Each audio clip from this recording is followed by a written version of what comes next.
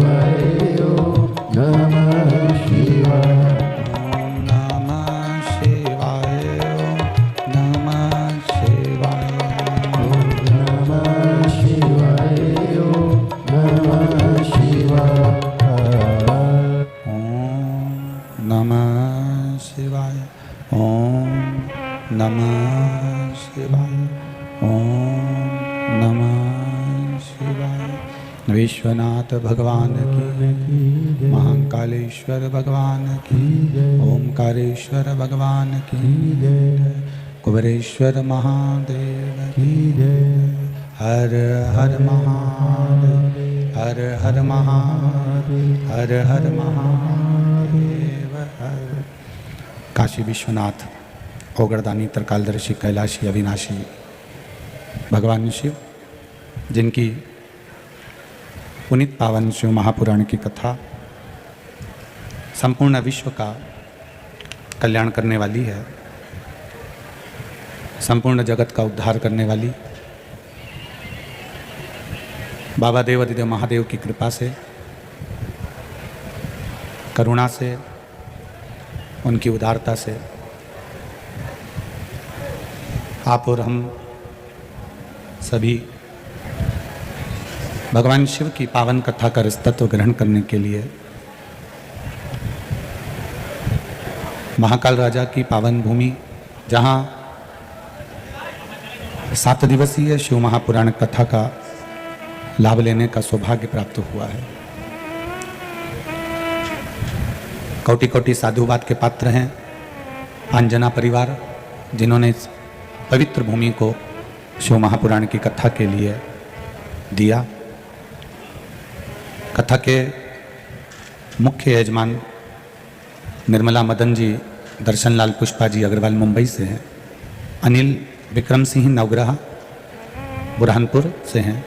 स्वर्गीय मदन लाल जी, पुत्र विजय जी, सुनील जी, गोविंद जी बर राजस्थान से। नमो नारायण शुक्ला, उषा जी शुक्ला नर्मदापुरम, संजय शर्मा रेवा, रेखा जी शर्मा, पवन शर्मा, ज्योति शर्मा आदिलाबाद तेलंगाना, दिनेश गणपति जी काबरा, संजय रमेश काबरा, प्रमीला काबरा एरंडोल जलगांव से। घनश्याम मीना नायडे परिवार इंदौर से। सुधा श्री घनश्याम मीना जी नायडे परिवार इंदौर से। सुधा सुभाष जी टोटेवार बनी महाराष्ट्र से। अमित जी, रजनी जी मुदगल बीटा अम्बाला से। हरिप्रकाश जी विद्यादेवी अग्रवाल रायपुर से। स्वर्गीय यदुनंदन जी सिंह जी, स्वर्गीय राधिका सिंह जी की स्मृति में सुधा किरण जी द्वारा नगराव आरा बिहार से। होलचंद बपुरे जी कवर्धा छत्तीसगढ़ से। इंदु राजेंद्र मंडोरा जी महितपुर रोड उज्जैन इंदौर उज्जैन से। मीरा देलवार जी द्वारा स्वर्गीय परमानंद जी देलवार, स्वर्गीय पांचू देलवार जी बिलासपुर छत्तीसगढ़ से। अनीता मोहन हरोड़ जी इंदौर से। चिराग पटेल, कल्पना पटेल, राज पटेल, हिना पटेल, विपुल सीमा पटेल यूएसए से। राजकुमारी अग्रवाल, अमित वर्षा, अजय रीना अग्रवाल गुंटूर आंध्र प्रदेश से। स्मिता राजेंद्र परसवार, कुंदनमल परसवार परवणी महाराष्ट्र से। सोमानी परिवार सूरत गुजरात से है। गोपाल वंशीलाल जी सोमानी पल्ली बैजनाथ से हैं। ये सोमानी जी सूरत वाले और सोमानी जी गोपाल बंसीलाल जी सोमानी पल्ली बैजनाथ वाले, ये पहले भी कई कथाओं के यजमान पद इन लोगों ने प्राप्त करे हैं। बहुत बहुत साधुवाद है। स्वर्गीय रामनाथ जी नागर, स्वर्गीय अयोध्या भाई नागर, सत्येंद्र रिंकू नागर बड़ा राजस्थान से, पूनम जी हेमंत जी धनसेना खरसिया छत्तीसगढ़, अनीता जी ज्ञान सिंह जी लोधी मेरठ उत्तर प्रदेश से। इसमें जितने भी यजमान हैं इन्होंने कई बार ऐसी ही पावन शिव महापुराण कथा के यजमान पद प्राप्त करे हैं और अपने जीवन को धन्य बनाया है। एक बार जोरदार ताली बजाएं। ये 23 जो यजमान हैं ये मुख्य यजमान का पद ग्रहण करे हैं। बाबा देवादिदेव महादेव की करुणा कृपा खूब खूब इन पर बनी रहे। गोपाल शंकर लाल जी सोनी देवास से, राजीव राठी जी गौरीगंज अमेठी, शशि रंजन जी गुप्ता भोपाल, चंद्रकला सातपुते जी नागपुर महाराष्ट्र, निर्मला विजय पटेल साहदा महाराष्ट्र, ज्योति मनीष सावड़े रायपुर छत्तीसगढ़, अमित गर्ग अंकुर गर्ग द्वारा पितरों की स्मृति में बेंगलोर से, रानी मनीष जी पांडे बालाघाट से। ये महाकाल राजा की नगरी में अभिषेक के मुख्य यजमान पद प्राप्त करे हैं। एक बार जोरदार ताली बजाएं इन लोगों के लिए। उर्मिला जी, बसंती लाल शर्मा, सौरभ शर्मा उज्जैन, सुशीला दहरिया जी सिवनी, कीर्ति सिंह ज्ञानंद प्रताप सिंह जी गया बिहार, रमेश राठौर केवरा राठौर जी जहांगीर चापा, रामपाल जी, गोविंद लाल जी, चंद्र प्रकाश जी, लीला देवी जी मैसूर कर्नाटक, रमेश चंद्र गुप्ता, कमलेश गुप्ता खड़गपुर, रानी राजन जी राठौर इंदौर, बालचंद्र विकास चौधरी बीका, शांति बहादुर सिंह जी लजीवार दुर्ग छत्तीसगढ़, गिरीश कुमार गुप्ता मुरैना, स्वर्गीय दगड़ूलाल गुप्ता, रमेश चंद्र गुप्ता खरगोन, रामदयाल जी मिश्रा बक्सर बिहार, ये भी उत्सव यजमानों में आमंत्रित किए हैं। जोरदार ताली बजाकर सभी यजमान परिवार का एक बार लाभ। बड़े भाव के साथ में ये शिव महापुराण की कथा आप सबके सहयोग से, आप सभी के प्रेम से चल रही है। आज भगवान शिव के एक अंश अवतार श्री हनुमान जी महाराज का जन्म महोत्सव की सभी देशवासियों को साधुवाद बधाइयाँ। पवन तनय संकट मंगल मूर्ति रूप, राम लखन सीता सहित हृदय बसो। बोल श्री हनुमान जी महाराज की जय। संपूर्ण विश्व के कल्याण हेतु, संपूर्ण जगत के उद्धार हेतु भगवान शिव की पावन कथा को श्रवण करने के लिए आप और हम विराजमान हुए हैं। शिव कृपा से बड़ी मुश्किल से मानव का शरीर मिलता है और वो मानव का शरीर भी यूं ही चले जाए तो उसकी कोई मूलता नहीं रहती है। कितने हम उस परमात्मा के आगे गिड़गिड़ाए होंगे, कितना हमने भगवान से विनती करी होगी, कितना हमने निवेदन किया होगा, तब उसने ये मनुष्य का शरीर दिया होगा। और कितना कठिन किसी ने प्लाट लिया, जीत गई मेरा इनाम। आपने तो हीरे का वादा किया था। पहले से ही तो हीरा बनता है पगली। बड़ा खुश था, मेरा 40,000 का प्लाट 40 लाख का हो गया। अब 40,000 का प्लाट जब 4 लाख का हो जाएगा या 40 लाख का हो जाएगा तो कितना खुश होगा? बोलो तो जी हाँ, सही है कि गलत है? 40,000 का प्लाट 40 लाख का हो गया। इतना खुश, इतना खुश, इतना खुश, इतना खुश जिसका कोई वर्णन ही नहीं। अब मालूम पड़ा कि इसी के प्लाट पे से रोड निकल के जा रही है। अब क्या होगा? आधा प्लाट पे से रोड निकल कर चले गया और जब आधे प्लाट पे से रोड निकल कर गया, आधा प्लाट बचा और वो प्लाट भी ऐसा बचा जिसके ऊपर से हाई टेंशन लाइन निकल कर चली गई। कितने का प्लाट था? बोलो बोलो, जम के बोलो। 40,000 का। कीमत बढ़ गई थी, 40 लाख का हो गया। 40 लाख का हो गया। अब वो 40 लाख का जो प्लाट हुआ उसमें से भी रोड निकल कर आधे प्लाट में से चले गया और आधे प्लाट में से जब रोड निकल कर गया तो बचा था आधा और आधे प्लाट पे से भी हाई टेंशन लाइन, लाइट की लाइन निकल कर चली गई और वो लाइन दिन भर झूल रही है अब बताओ मकान बनाने वाला बनाएगा कैसे मकान? आधा प्लाट तो चले गया रोड में और आधा प्लाट बचा तो उसमें भी हाई टेंशन लाइन लटक रही है, तो वो मकान बनाए तो बनाए कैसे? वो मकान का निर्माण करे तो करे कैसे? रो रहा है कि आधा मकान तो रोड में चले गया और आधे मकान के ऊपर ये लाइन बिछी हुई है, आधे मकान के ऊपर ये लाइन लाइट की जा रही है, तो मैं मकान बनाऊं तो बनाऊं कैसे? बस जैसे वो प्लाट वाले का जीवन है वैसा ही हमारा जीवन है। आधा जीवन तो हमारा परिवार के भरण पोषण में, कमाने में निकल जाता है, पढ़ने में निकल गया, कमाने में निकल गया, शादी ब्याहों में, नौकरी में, मायरा भरने में, रिश्ते निभाने में आधा जीवन निकल गया। और आधा जो जीवन बचा है उसके ऊपर हाई टेंशन लाइन झूल रही है, मतलब मौत झूल रही है। हाई टेंशन लाइन का मतलब है कभी भी फॉल्ट हो सकता है और कभी भी जाना पड़ सकता है। अब आधा प्लाट तो तुम्हारा चले गया रोड में, मतलब कमाने कमाने कमाने कमाने में, जोड़ने में, परिवार में, कुटुंब में, कबीले में, बच्चों में, नातों में, रिश्तों में, कुटुंब में, परिवार में, रिश्तेदारी में, ये आधा प्लाट चले गया। और आधे प्लाट पर हाई टेंशन लाइन झूल रही है, कभी भी फॉल्ट हो सकता है। तो अब करे तो करे क्या? तो उसने एक ही काम करा कि प्लाट को छोड़ दिया, बिके तो ठीक, ना बिके तो ठीक, कौन इस हाई टेंशन लाइन के नीचे मकान बनाएगा? उसने अपना प्लाट छोड़ दिया और छोड़कर कहाँ गया?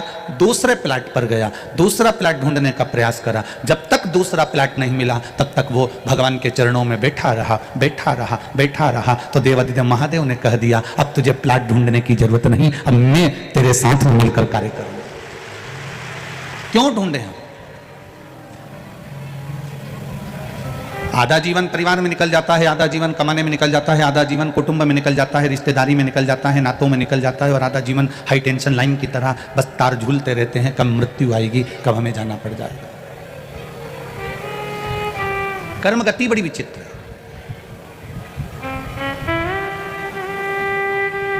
और इतनी विचित्र कर्म गति है, आपको पहले भी कथाओं के माध्यम से कहा, आज फिर कह रहा है।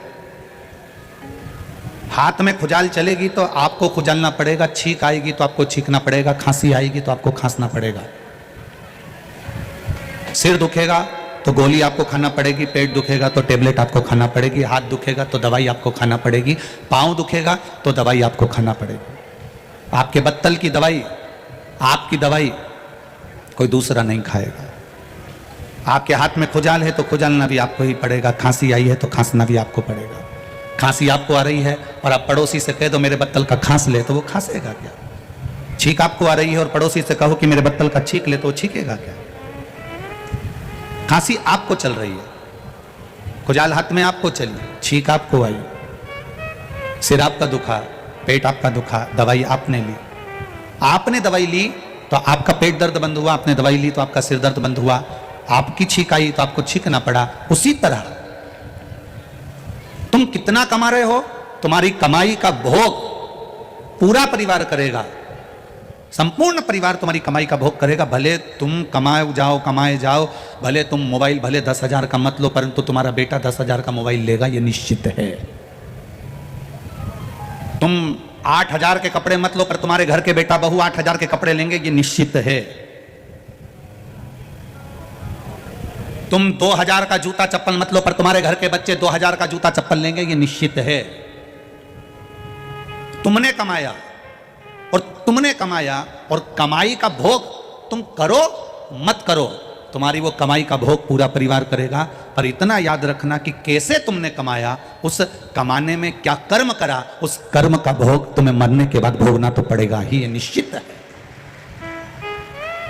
कोई दूसरा नहीं भोगता है, कोई दूसरा भोगना नहीं है, भोगना आपको है। मत बुरे कर्म कर वरना पछताएगा, भगवान की आंखों से तू बच नहीं पाएगा, तो बच नहीं पाएगा। अरे ओ अज्ञानी मत कर नादानी, तेरे कर्म का फल भी तू ही पाएगा, जैसा किया तूने तेरे आगे आएगा। मत बुरे कर्म कर बंदे, मत बुरे कर्म कर बंदे, वरना पछताएगा भगवान की आंखों से तू बच नहीं पाएगा, तू बच नहीं पाएगा। अरे ओ अज्ञानी मत कर नादानी। तेरे कर्म का दंड तुझे भोगना है, कोई दूसरा नहीं भोग सकता। हमारे किए हुए कर्मों को हमें स्वयं भोगना पड़ेगा। मुख से जो भजन किया है, नाम जाप किया है, स्मरण किया है, कीर्तन किया है, मंत्र जाप किया है, उसका फल भी हमको प्राप्त होगा। आज ये किसी ने मुख्य यजमान का पद लिया, किसी ने अभिषेक के यजमान का पद लिया, किसी ने मनोरथी यजमान का पद लिया, विराजमान हुए ये यजमान परिवार।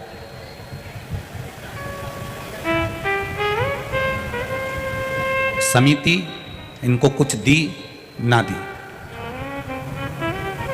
समिति ने इनकी व्यवस्था ठीक करी ना करी, पर यह निश्चित है कि वो कालाधिपति महाकाल राजा जिसकी नगरी में तुम आए हो, वो तुम्हारी सुई घड़ी की, पल की, समय की ठीक कर पर जरूर भेजेगा, ये निश्चित है। कथा करवाने वाला महाकाल राजा है, कथा करने वाला महाकाल राजा है, और कथा सुनाने वाला महाकाल राजा है, और कथा सुनने वाला महाकाल राजा है, कोई दूसरा नहीं है। आंजना परिवार जिन्होंने जमीन दी कथा के लिए, उनको भी ये विचार करना चाहिए कि यह जमीन मेरी नहीं है, तो महाकाल को कथा सुनना थी, इसलिए उन्होंने ये जमीन चुनी और यहाँ कथा हुई। यजमान परिवार जितने भी हैं उनको ये विचार करना चाहिए कि ये कथा करने की सामर्थ्यता, ये कथा करने का वैभव, ये कथा करवाने का जो बल है, धन है, वैभव है, ये कहीं मेरे महाकाल राजा ने दिया होगा, या मेरे माता पिता या पूर्वजों का कोई आशीर्वाद हुआ होगा, तब जाकर हम कथा के यजमान बने, तब हम कथा के यजमान बने। किसी की सामर्थ्यता नहीं। अब जरा विचार करना, कभी जिंदगी में तुमने नहीं सोचा होगा कि बैसाख का स्नान मां क्षिप्रा की गोद में और शिव महापुराण की कथा भूतो न भविष्यते जिंदगी में नहीं मिल सकती।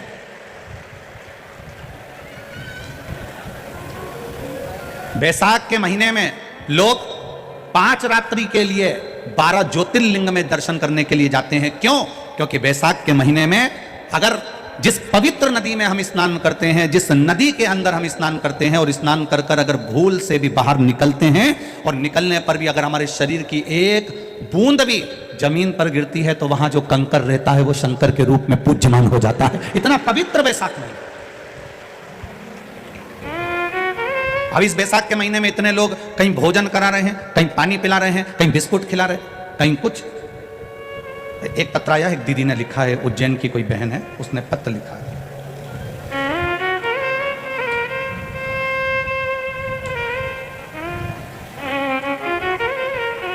शंभु शरण पड़ी मांगो घड़ी घड़ी, दुख काटो दया करी न दर्शन आपो। राधा सालवी, लाल गेट, वृंदावन धाम, उज्जैन। जागृति शर्मा, एडवोकेट, बदनावर। राधा कृष्ण भजन मंडली, वृंदावन धाम, उज्जैन। रेखा, ललिता, प्रेमलता, तुलसी, हेमलता, प्रेमलता, कहीं बैठी हो तो हाथ हिलाइए ना। इन्होंने पत्र लिखा है। गुरुदेव, कल रात को हमारे साथ जो हुआ हम उसको लिख रहे हैं। कल रात्रि को गुरुदेव हमारी भजन मंडली 12 लोगों की टीम, हम स्त्रियों की पंडाल में हमारी स्वेच्छा से बिस्किट बांटने के लिए आए। गुरुदेव, बिस्किट के पैकेट लेकर, बोरी लेकर जब हम बांटने के लिए आए, कोई यहाँ पर परमल सेव बांट रहा था, कोई यहाँ पर पानी की बोतल बांट रहा था, कोई फ्रूटी बांट रहा था। हम बिस्कुट लेकर आए और बांटना चालू करा। महिलाओं का ग्रुप पहले से भजन कर रहा था यहाँ बैठकर। हम लोग बिस्कुट बांटते बांटते सब महिलाओं की आदत थी भजन गाने की, तो हम भी वहीं बैठकर बिस्कुट का बोरा ऐसा कैसे ही रख लिया। भजन में इतने डूब गए कि रात्रि की 12 बज गई। मोबाइल भी हम नहीं देख पाए। 12 साढ़े 12 बजी। अब सोचा कि बिस्कुट बाद में बांटेंगे, गाड़ी में रखो, इसमें रखो अपने साथ बैग में और चल दो। सबके झोले झोले में बिस्कुट भर लिए। ऑटो वाला हमको छोड़कर चले गया। जहाँ देखो वहाँ खाली था। अब सोचे कहाँ जाएं, तो किसी ने कह दिया कि ये भूखी माता का मंदिर है, वहाँ से ऑटो मिल जाएगा। वहाँ गए तो वहाँ पर भी ऑटो नहीं मिला। पैदल पैदल चलकर और आगे बढ़े, हरसिद्धि तक पहुँच गए। हरसिद्धि तक जब पैदल पैदल पहुँचे तो बच्चे कहने लगे माँ थक गए, अब आगे नहीं जा पा रहे, घर तक कैसे पहुँचेंगे।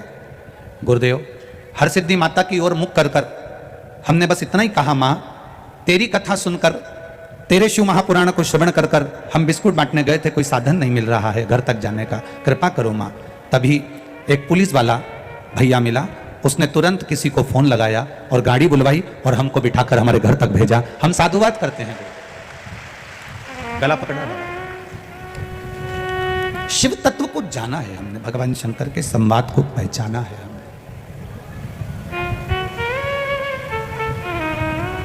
समर्पण। आज इतने लोग भोजन ग्रहण कर रहे हैं, आज इतने लोग प्रसादी पा रहे हैं, कई लोग टीवी के माध्यम से दान भी कर रहे हैं, पुण्य भी कर रहे हैं और बैसाख का सुंदर आनंद का लाभ चैत्र बैसाख का ले भी रहा है। कोई पानी पिला रहा, कोई बिस्कुट खिला रहा। खाली नहीं जाएगा ये।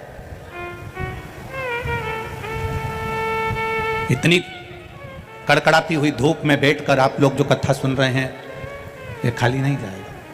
जैसे राजा भर्तरी ने गुफा में बैठकर तप किया था, गुरु गोरखनाथ का दर्शन हुआ और गुरु गोरखनाथ ने देवादिदेव महादेव का दर्शन राजा भर्तरी को कराया।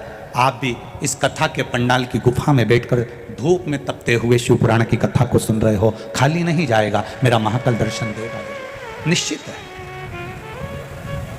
तेरी कृपा बिना न हिले मेघ भी अणु लेते सांस तेरी कृपा से तनु तनु। बखान क्या करूं मैं राखों के ढेर का, चपटी भभूत में खजाना कुबेर का। हे गंगाधार मुक्ति द्वार ओमकार तू भोले ओमकार तू। आयो शरण तिहारी शंभु तार तार तू।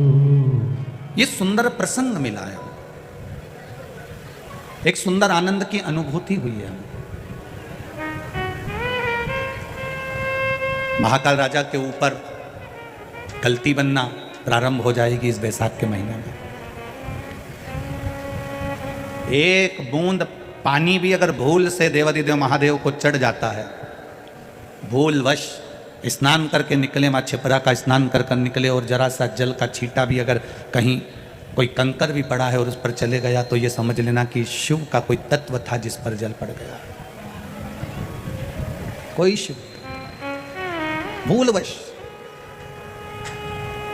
इतनी किस्मत लिखा के लाए हो रहे, ये विचार करना, अपनी अपने भाग्य को जरूर सराहना। दूसरे के भाग्य को सराहो चाहे ना सराहो, पर अपने भाग्य की सराहना करना कि कितनी किस्मत लिखा कर लाए हो कि चैत्र बैसाख का महीना, महाकाल राजा की नगरी, छिपरा का तट और शिव महापुराण की कथा।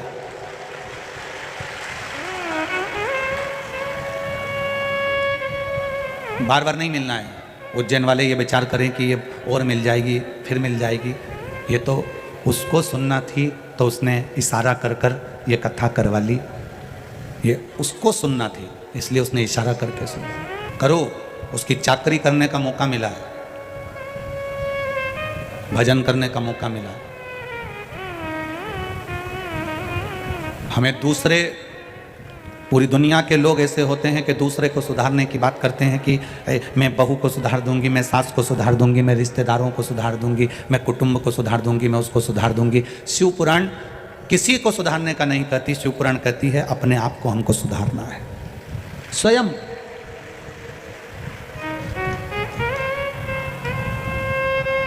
पहले के मैकेनिक और आज के मैकेनिक में अंतर है। गाड़ी सुधारने वाले जो मैकेनिक होते थे पहले के, एक बार गाड़ी को हाथ लगाते थे, सुधार देते थे तो गाड़ी बहुत दिनों तक चलती रहती थी, खराब नहीं होती थी। यहाँ बुजुर्ग बुजुर्ग लोग बैठे होंगे, उनके अंदाजे में होगा, गाड़ी को अगर एक मैकेनिक, पुराना मैकेनिक, पहले का मैकेनिक गाड़ी को एक बार सुधार देता था तो वो गाड़ी फिर बहुत साल तक अच्छी चलती रहती थी, साल भर अच्छी चलती रहती थी, उस गाड़ी में कोई कमी नहीं रहती थी। एक आज का मैकेनिक गाड़ी को एक बार सुधारता है, 2 बार सुधारता है, 8 दिन में फिर लेकर जाना पड़ता है, 10 दिन में वापस लेकर जाना पड़ता है, 15 दिन में वापस लेकर जाना पड़ता है, 1 महीने में वापस लेकर जाना पड़ता है।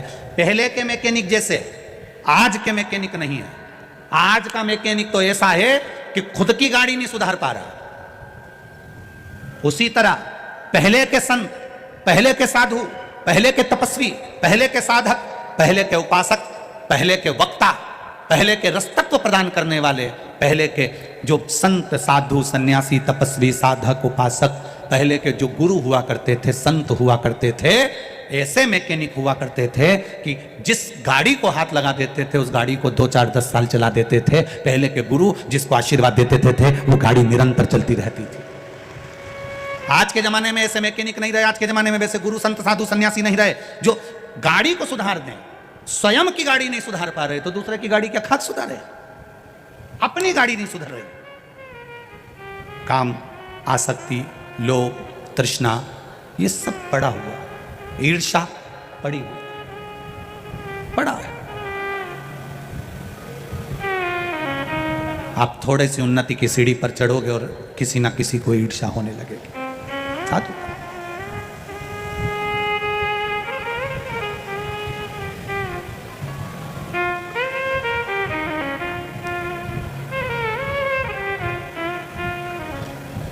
प्रसन्नता से आगे बढ़ोगे तो जिंदगी की एक सार्थकता अपने आप आ जाएगी।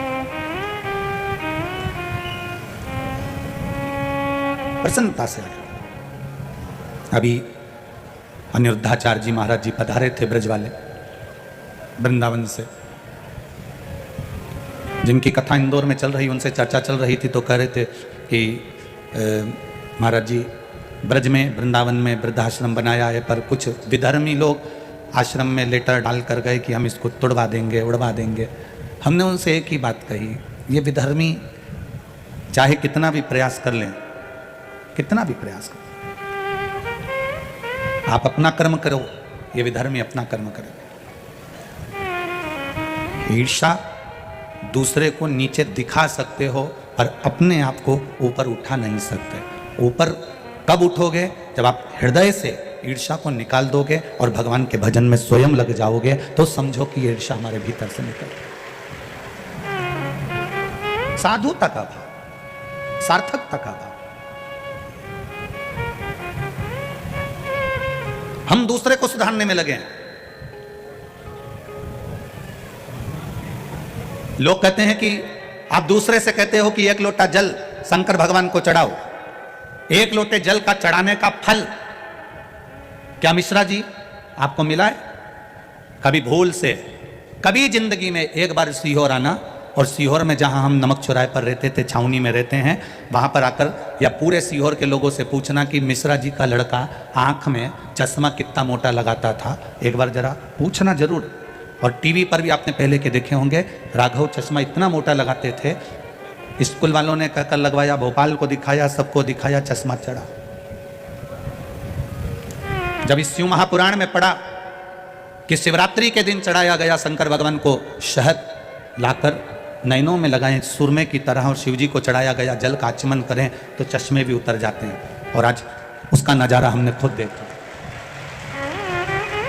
लोग कहते हैं गुरुजी आप कहते हो कि बेलपत्री के बीज वाले पत्ते में शहद लगाकर शंकर भगवान को लगा देने से बच्चे अच्छे नंबर से उत्तीर्ण हो जाते हैं। हमने एक बात जरूर कही है कि अपने कर्म को करते करते अपनी मेहनत पूरी करो, अपना कर्म पूरा करो, खूब पढ़ो, खूब उन्नति की ओर बढ़ो, और जब परीक्षा के लिए जाओ, एग्जाम के लिए जाओ, तब एक बेलपत्री के बीज के पत्ते में शहद लगाकर शिव जी से कहकर जाओ कि लिखने वाला भी तू है, पढ़ने वाला भी तू है, याद भी मैंने तेरे भरोसे पर करा है, और पास करने वाला भी तू ही है, कोई दूसरा नहीं।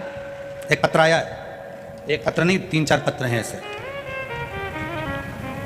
मैं रणधीर यादव, ग्राम अमरपुर, जिला नालंदा, बिहार का हूँ। कहीं बैठे हो तो हाथ हिलाइएगा। आप ही हैं? दोनों हाथ हिला दो एक बार ऐसे।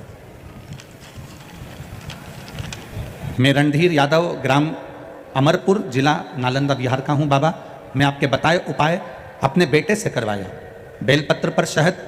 अब आप पत्र को टीवी पर भी पढ़ सकते हो, कहीं ऐसा ना लगे कि गुरुजी कोई पत्र बदल दिए हो या कर दिए हो।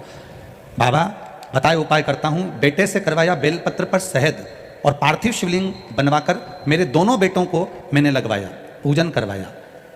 एग्जाम देते थे, निकल नहीं पाते थे। बाबा मैंने भगवान से प्रार्थना करी कि मेरे दोनों बेटों की सरकारी नौकरी लग जाए और दोनों बेटे आपकी कृपा से एग्जाम दें और पास हो जाएं। गुरुदेव शिव कृपा किसको कहते हैं? कोई मुझसे पूछे, मैं ग्राम का रहने वाला, गांव का रहने वाला, शंकर की एक बेलपत्र ने कमाल कर दिया। एक बेटा CISF में और दूसरा बेटा BSF में नौकरी पर लग गया। इसलिए मैं बाबा को यहाँ प्रणाम करने आया हूँ। दोनों बेटे के फोटो लगा रहा हूँ, जो एक CISF में है और दूसरा BSF में है। दोनों के फोटो में लगा रहा हूँ, दोनों की ड्रेस के फोटो लगा रहा हूँ। ये शिव तत्व है, ये शंकर है, ये ओघड़ी है, ये उसकी कृपा, उसकी उदारता। बैठिए बाबू। हर हर महादेव। शिव तत्व को जानना। एक पत्र और है, उसमें भी उन्होंने लिखा, एक बेलपत्री पर मात्र शहद का लगाकर शिव की भक्ति में डूबने पर भी फल की प्राप्ति है। एक लोटा जल अगर आप शंकर भगवान को चढ़ा रहे हो, तुम्हारा खाली नहीं जाएगा। जल चढ़ाते चढ़ाते चढ़ाते चढ़ाते चढ़ाते चढ़ाते लोग तुम्हें भटकाएंगे। कोई ऐसा व्यक्ति भी आकर तुमको बोल देगा कि जल चढ़ाने से ये हो जाएगा, जल चढ़ाने से तुम स्वान बन जाओगे, जल चढ़ाने से या जल पीने से तुम कुत्ता बन जाओगे, तो उनको कह देना कुत्ता भी बनने को तैयार है अगर महादेव के चरणों के बने तो। क्या दिक्कत है? क्या दिक्कत? जो भगवान से दूर करता है, भगवान की अविरल भक्ति से जो भक्त को दूर करता है, उसकी कौन सी योनि होती है वो तो हम नहीं जानते। पर इतना जरूर है, अगर शंकर भगवान से निवेदन है कि कुत्ता भी बनाना तो तेरे महाकाल तेरे चरणों का बनाना, गोवर्धन नाथ के चरणों का बनाना, बद्रीनाथ के चरणों का बनाना, बना दे। तेरी कृपा जो होगी वो देखा जाएगा। पर वहां जाकर हम भी हड़ताल तो करेंगे कि लोटा भर जल चढ़ाने का, आचमन करने का अगर कुत्ता बनते हो तो ये कहाँ की रीति थी? शिव पुराण तो अपनी बात कहती है कि जल चढ़ाने, शिव जी पर जल चढ़ा हुआ मात्र आचमन करने से 3 ताप मिट जाते हैं। ये विद्येश्वर संहिता का 75 नंबर का पेज गीता प्रेस गोरखपुर का कह रहा है। लोग भटक गए, लोगों ने सोचा जल चढ़ाने से ऐसा हो जाता है, ऐसा करने से ऐसा हो जाता है। लोग भटकाएंगे। आप जब रोज रोज मंदिर जाना चालू कर दोगे, रोज रोज भगवान को जल चढ़ाना प्रारंभ कर दोगे, तो लोग भटकाएंगे। भटकाने वाला कोई दूसरा नहीं होता, स्वयं महादेव चाहते हैं कि अगर तू 3 महीने तक लगातार जल चढ़ाएगी तो महादेव को तेरी मुराद पूरी करना पड़ेगी। तो उन्होंने तुरंत ऐसी क्लिप जारी कर दी कि तू वहां से हट जाए और तेरा मन भटक जाए। और भटका, अधूरा काम रह गया। अभी कोटेश्वर में कथा थी, वहां पर एक बात कही थी, कुएं में पानी है, पीना है, रस्सी लेकर आए हो, रस्सी छोटी पड़ गई है, दूसरी रस्सी लेकर आए हो, रस्सी छोटी पड़ गई है, तीसरी रस्सी लेकर आए, उससे बड़ी वो छोटी पड़ गई, उससे बड़ी लाए वो छोटी पड़ गई, उससे बड़ी लाए छोटी पड़ गई, पानी पी नहीं पा रहे हो। चतुरता की निशानी है, रस्सी मत बदलो। जो रस्सी तुम्हारे पास पहले की है, दूसरी रस्सी लाए हो, उसको उस रस्सी में जोड़ दो, उसको नीचे लटका दो, पानी निकल कर बाहर आ जाएगा। उसी रस्सी को हमें बढ़ाना है, अपनी भक्ति को, अपने बल को, अपने विश्वास को हमें बढ़ाना है, अपनी दृढ़ता को हमें बढ़ाना है, अपने भरोसे को हमें बढ़ाना है, अपने विश्वास को हमें बढ़ाना है कि मैं शंकर के मंदिर जाऊंगी, शिव तत्व को पाऊंगी, शंकर का भजन करूंगी, ये निश्चित है। आग लगे बस्ती में, अपन रहो मस्ती में, क्या किसको रोइए, चादर तान के सोइए। कहने वाला कहता रहेगा, हम अपने शंकर की भक्ति कैसे छोड़ दें, हम अपने शिव का भजन कैसे छोड़ दें, कैसे छोड़, हम अपने देवादिदेव महादेव का गुणगान कैसे छोड़ दें। आज के ज़माने में जितने भी लोग हैं वो आपको अपनी ओर खींचने का प्रयास करते हैं, जिससे हमारा नाम ज़्यादा चले। पर इस व्यासपीठ ने प्रयास करा है कि आप शंकर के दरवाजे जाओ, हमारे पास मत आओ, उसकी चौखट पर जाओ, वो सवार है। हमें दुखाएगा तो भी महादेव संभालता है, आपको दुखाएगा तो भी वही संभालता है। परिवार वाले तो केवल खड़े खड़े देखते हैं। जिस समय दुख की घड़ी आती है, सबसे ज़्यादा ढोल मंजीरा परिवार के लोग ही बजाते हैं। अच्छा है, खूब मंदिर जाती थी, खूब जाती थी, खूब जाती थी। सबसे ज़्यादा ढोल मंजीरा परिवार वाले बजाएंगे। खूब मंदिर जाती थी, खूब कथा में जाती थी, खूब जाती थी। अब क्या हुआ, अब क्या हुआ? लोग कहेंगे इसमें तुम्हारी शान नहीं जाएगी, शान जाएगी काल अधिपति महाकाल राजा की, कि तेरे भक्त को सुनना पड़ रहा है। शान जाएगी उस काल भैरव की कि मेरे भक्त को सुनना पड़ रहा है, शान जाएगी मां हरसिद्धि की कि तेरे भक्त को सुनना पड़ रहा है, शान जाएगी चिंतामन गणेश की कि तेरे भक्त को सुनना पड़ रहा है। दुख इतना भजन करना, इतना भजन करना, इतना शिव जी का गुणगान करना, ऐसी भक्ति में डूब जाना, ऐसी डूब जाना कि दुख तुम पर आए और आंसू महाकाल की आंख में होना चाहिए। दुख तुम्हारा होगा, आंख में आंसू मेरा महाकाल का होगा कि मेरा भक्त रो रहा है, इसके दुख कैसे काटूं, इसकी तकलीफ कैसे काटूं, इसके कष्ट कैसे काटूं, कैसे जाऊं मैं। एक पत्र है देखिए,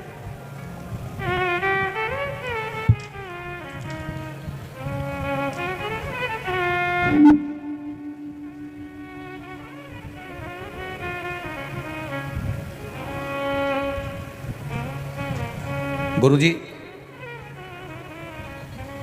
मैं ज्योति मंडोरा, पति संजय जी मंडोरा, महितपुर रोड, जिला उज्जैन, मध्य प्रदेश की रहने वाली हूँ। मेरा मोबाइल नंबर ये है। कहीं बैठी हो मंडोरा जी तो हाथ उठाकर दोनों हाथ हिलाइएगा। आप ही हैं, दोनों हाथ ऐसा हिला दीजिए। मैं ज्योति मंडोरा, पति संजय जी मंडोरा, महितपुर रोड, जिला उज्जैन, मध्य प्रदेश की रहने वाली हूँ। गुरुजी, भोले बाबा का क्या बखान करूँ, सर्वव्यापी है। मार्च 2021 से कथा सुन रही हूँ आस्था चैनल पर। कथा से आपके पढ़े गए सारे पत्रों को सुनती हूँ गुरुदेव। मैंने प्रथम बार पशुपति व्रत के लिए उपाय, उसका मुझे एक बार मैंने पशुपति व्रत करा, उसका मुझे प्रतिफल नहीं मिला, फिर भी मैंने विश्वास बनाए रखा। आप कहते हो अगर शंकर भगवान नहीं सुने तो भी तुम भगवान के मंदिर जाते रहना, कीर्तन करते रहना, छोड़ना मती। एक लोटा जल चढ़ाती रही। आप कहते हो सारी समस्या का हल एक लोटा जल। यही सोचकर मैंने मंदिर की चौखट नहीं छोड़ी गुरुदेव। मंदिर जाकर जल चढ़ाती, आरती पूजन का स्मरण करती। 25 अगस्त 2022 को फिर मैं कुबेरेश्वर धाम गई और बाबा से विनती कर कर आई कि बाबा तेरे भरोसे पर मेरे बेटे से मैं एग्जाम दिला रही हूँ और सीए कई बार उसका रुक रहा है, अब की बार उसको सीए पास करा देना। गुरुजी, कथा में आप कहते हो कि बाबा सुनता है। मैंने भी बेलपत्र पर शहद लगाकर अपने बच्चे से कहा कि इसको शिवजी पर लगाकर तू अच्छी पढ़ाई कर और भगवान को लगाकर फिर जा। गुरुदेव, बेटा बेलपत्र में शहद लगाकर पूरी अध्ययन कर कर एग्जाम देने के लिए इस बार बैठा। बेटे को उम्मीद नहीं थी, बच्चों को उम्मीद नहीं थी गुरुदेव, पर उस कुबेर भंडारी ने सुन लिया और जनवरी 2023 को मेरा बेटा सीए बन गया। मैं बाबा को यहाँ प्रणाम करने आया। बैठिए बाबू, श्री शिवाय है। बेटा आया है क्या? दोनों हाथ हिला दो बाबू एक बार। हर हर महादेव। बैठिए, बैठिए मंडोरा जी, बैठिए। शिव तत्व की प्राप्ति है, शंकर की कृपा। परीक्षा बहुत लेता है वो। तुम मंदिर जाना चालू करोगे, लोग ताना देना चालू करेंगे। तुम मंदिर जाना चालू करोगे, एक बार तुम्हारा पशुपति व्रत करने पर नहीं हुआ, दूसरी बार कोई नहीं हो पाया तो तुम सोचोगे भगवान तो मेरी सुन ही नहीं रहा, फिर तुम मंदिर से मोह को हटा लोगे। भगवान भी यही चाहता है कि तुम मंदिर से मोह हटाओ, जिससे तुम दुख पाओ, मेरा भजन से दूर हो जाओ। भगवान भी यही चाहता है। पर तुम ये जितने लोग बैठे हैं ना कथा सुनने के लिए, इससे ज्यादा रोड के किनारे किनारे पेड़ों के नीचे अपने अपने रुपट्टे की छांव कर कर, दो गाड़ी के अंदर, कहीं एम्बुलेंस, कहीं फायर ब्रिगेड की छांव में, कहीं दुकानों की छांव में, शायद सतयुग को निकाल लेना, त्रेता युग को निकाल लेना, द्वापर युग को निकाल लेना और पूरे कलयुग को निकाल लेना। शायद ये नज़ारा इतनी तपती हुई धूप में, चैत्र बैसाख में लोग कथा इधर उधर बैठ कर सुन रहे हैं, ये नज़ारा दुनिया में नहीं मिलेगा। ये कहीं दुनिया में नहीं मिलेगा। क्या दिया सीहोर वाले महाराज ने इनको? क्या प्रदान करा सीहोर वाले महाराज ने इनको? किराया तुम्हारा, खा तुम्हारा रहे हो, रहे तुम्हारा रहे हो, और तो भी रोड पर बैठकर, तपती हुई जमीन पर बैठकर, भरचक गर्मी में, तपती हुई सूरज की किरण में बैठकर तुम कथा सुन रहे हो। लोग तुम्हें पागल कहेंगे। क्या मिल रहा है? घर चले जाओ, जाओ घर, क्या मिल रहा है? पर सीहोर वाला महाराज कुछ नहीं देता। पर जिस महाराज की कथा करता हूं, देवाधिदेव महादेव कुबेर भंडारी की, महाकाल राजा की, ये तो नहीं देगा, क्योंकि ये शरीर क्या दे सकता है। हमें तो इतनी सामर्थ्यता भी नहीं कि हम किसी को आशीर्वाद दे दें, क्योंकि हम भी तो मनुष्य हैं, किसी को आशीर्वाद देने के भी लायक नहीं है। पर इतना जरूर है कि हम कुछ नहीं दे सकते, पर जिसका गुणगान करते हैं वो तो दे सकता है ना, वो तो देगा ना, करेगा वो। किसी मनुष्य की सामर्थ्यता नहीं कि वो किसी को कुछ दे दे। हमारी सामर्थ्यता नहीं कि हम तुम्हारे दुख मिटा दें, हम तुम्हारे कष्ट मिटा दें, हम तुम्हारे रोग मिटा दें। सीहोर वाला महाराज हो चाहे दुनिया का कहीं का महाराज हो, आपके दुख कोई नहीं मिटा सकता। आपके दुख मिटाएगा तो आपका भजन मिटाएगा, एक लोटा जल मिटाएगा, भगवान का स्मरण मिटाएगा, आपका सत्संग मिटाएगा। आप जितना भजन करेंगे, जितना डूबेंगे उसमें, जितना डूबते चले जाएंगे उतना मिल जाएगा। खाली न जाता कोई, बोलो याद है तुम लोगों को, बोलो जरा। खाली दर से मैं भी खड़ी हूं नन्ही बाहें पसारे, मैं भी खड़ा हूं नन्ही बाहें पसारे, अपने हृदय से लगा लो, लगा लो, गिरा जा रहा हूं उठा लो, उठा लो, प्रभु अपने दर से अब तो न टालो, गिरा जा रहा हूं उठा लो, उठा लो। खाली न जाता कोई दर से तुम्हारे, खाली न जाता कोई दर से तुम्हारे, मैं भी खड़ी हूँ नटी बाहें पसारे, अपने हृदय